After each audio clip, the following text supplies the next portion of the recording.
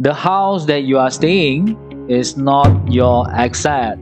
Hi, my name is Louis. Today I'm going to share with you what is asset and liability. Now, many people, they actually don't understand or they confuse what is asset and liability. And if you want to get yourself to be rich and to get yourself to be financial freedom, this is the two words for you to understand. And you need to think like a billionaire. You see, a lot of people will tell me that I buy a house, I buy a car, I buy an insurance, and I put my money into fixed deposit. All this is considered an asset.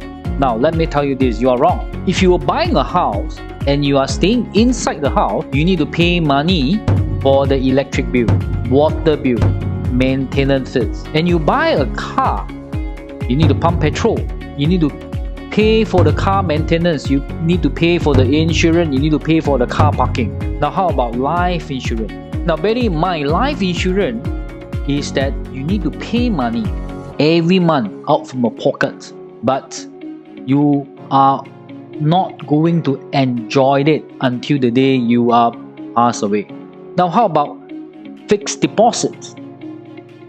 Now, fixed deposits is, yes, they are giving you the interest, but you have to always bear in mind the interest they pay to you every month is much more smaller than the inflation. As long as the assets can make you get the money out inflow to your pocket, that is considered an asset, right?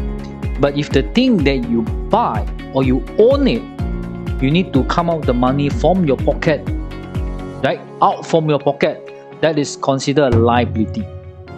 If you're buying a house, you are going to rent it out to another person. That is considered an asset. I hope this video is going to help you to understand what is asset and liability. If you like our video, please subscribe our video channel.